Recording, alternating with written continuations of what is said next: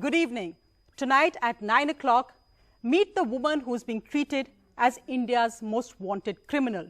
3 central agencies from the CBI to the Enforcement Directorate and the Narcotics Bureau are now investigating her as accused number 1. Arrest Rhea are trending hashtags. She's been called a witch and much more. But what does the 28-year-old woman at the center of India's most sensational media trial have to say?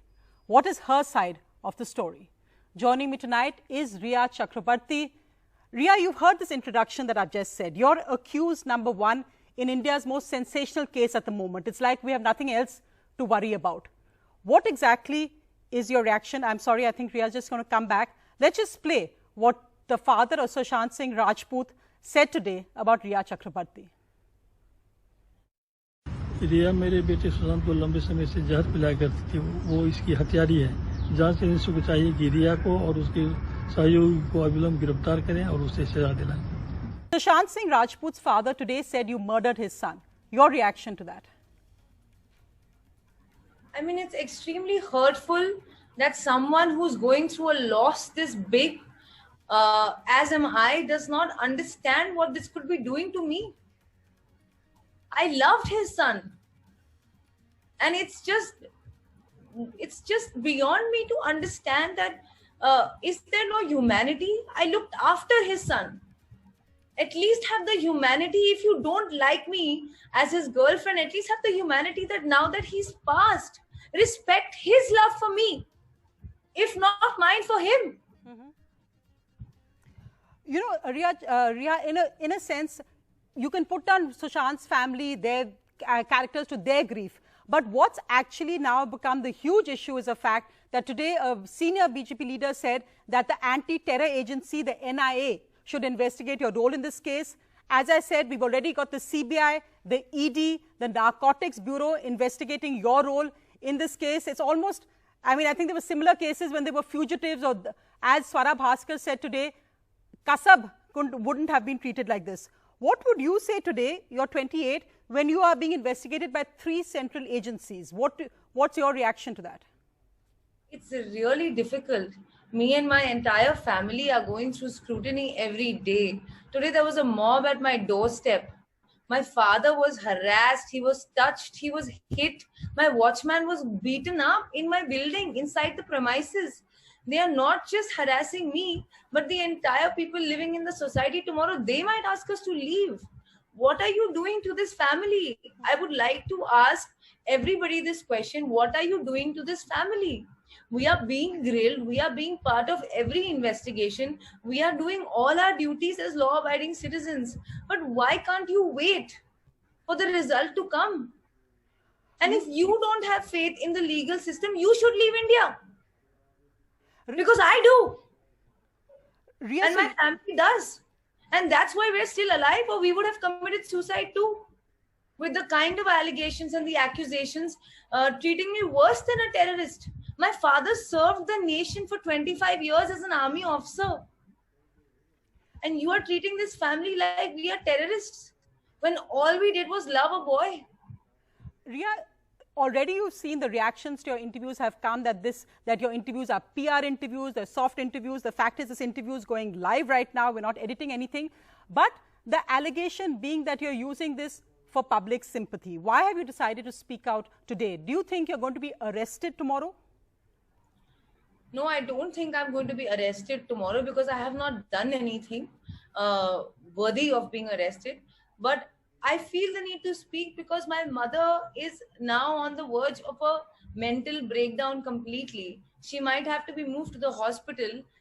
My family is breaking. My father is being pushed around and almost physically and mentally lynched at. I have to do this for them. What about my family? What about what we are going through? And I didn't speak for so many days out of respect for Sushant. And what was being said was so absurd that it irked me, it hurt me, that they are destroying his memory. They're destroying him. Have respect for the person who's gone at least. At least fact check. You said what is up with journalists in this country? It's dead. You said just now, Rhea, that your family and you often consider or think that maybe you should just commit suicide. Now, that's a very strong thing to make. It's something which shouldn't be said lightly. Why are you saying something like that? Is it something to gain sympathy? What are you going through right now? I'm just broken, and I'm trying to find strength every day for me and my family. The only reason we're still alive is because I'm speaking the truth. The kind of mental, emotional, physical pressures on us are unbearable. Any other person going through such a situation, or any other family, might consider the same. It's unfair, it's unjust, it's without proof. And the whole nation seems to have decided what they have decided. Based on what?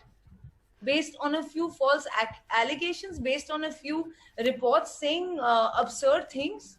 Well, you know, Ria, I think the main point is that what's got lost in this was the tragic death of a young man, but also why the nation is because of the fact that the Bihar government got involved in this. The Bihar government, the Supreme Court agreed for a CBI probe.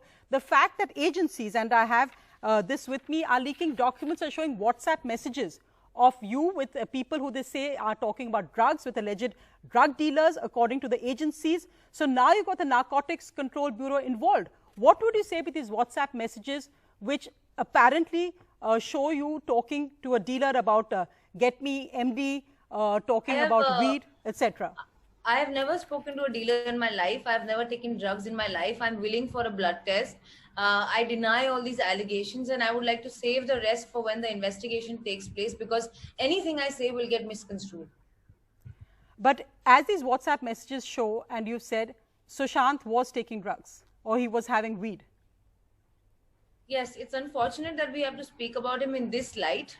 But it's not been done by me. The Pandora's box has been opened by his family. They have put these allegations. I wanted his memory to be pristine and beautiful, because he was a beautiful boy. But in turn, these allegations are being put on me. And the fact remains that yes, Sushant used to smoke marijuana. And I tried my best to control him, to make him stop. This was the only department where I was trying to control him in something. I was trying to make him reduce it, in fact. And I have been put in a position where, unfortunately, every single private detail of my life or my friends' lives, a simple "I am sorry" is taken and blown out of proportion, and me being treated like I'm worse than a terrorist, my family's mental health being destroyed. This is like the systematic breakdown of an entire family. But in a sense, Ria, did it begin when you first tweeted to the Home Minister of India asking for a CBI probe into it? Did you actually open that Pandora's box in a sense yourself? The fact that the Supreme Court has accepted, and I again want to read out, they said that the Bihar FIR should be investigated, which includes the claims of Sushant Singh's father, where he says in his FIR that when you left on June the 8th, you had taken cash, jewelry, laptop, credit card. You were handling his bank account from which crores of rupees were withdrawn, that you had threatened to show doctor receipts to the media and prove that Sushant Singh was mad and then no person would give him work, and that on June 8th, Sushant's secretary Disha committed suicide. You had appointed her as a secretary, you blocked Sushant's number, and Sushant was afraid that you would frame him in Disha's suicide. These are the Bihar FIR based on his father's complaints. Ma'am, they're completely baseless, and they are worse than rumors. I never took a single rupee from Sushant. My bank statements are there. I'm already being probed by ED. This 15 crores they're talking about does not exist now that Sushant's bank statements are out there. It's a very big amount. It would have been found. It cannot be hidden. It can't disappear into thin air.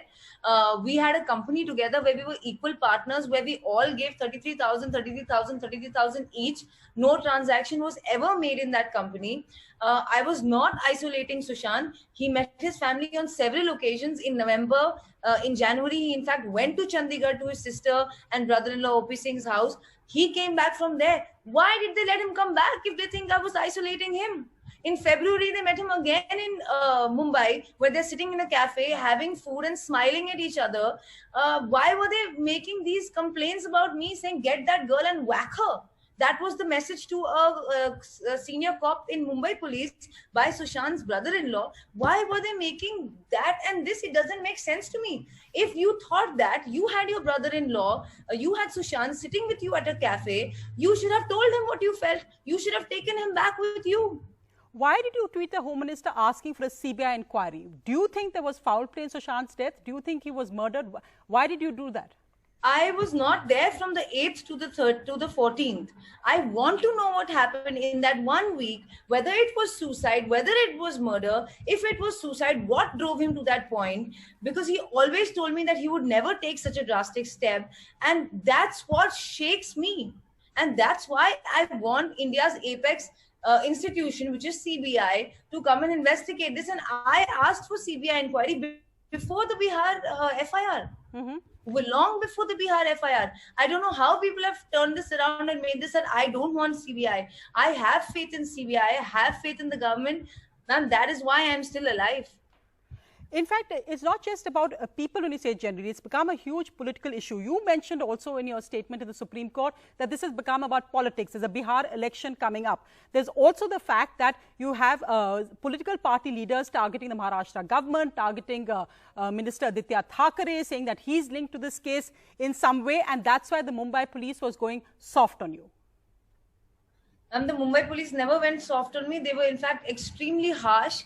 That was one harsh investigation. ED was another. CBI is going to be another harsh investigation. And each investigation takes away a part of my mental health. Because to the world, it's like, investigation karo, investigation karo. Yes, I want the truth to come out. So I'm cooperating, but not by targeting me. And I have been the center and the person who was most questioned in all of these investigations. And as much as I want to know the truth, I don't understand why nobody's questioning the fact that his sister, Meetu, was there from the 8th to the 13th. She left on the 13th. If she felt his mental health was not okay, if she felt that he was upset because of me or because of Disha Salian, then why did she leave?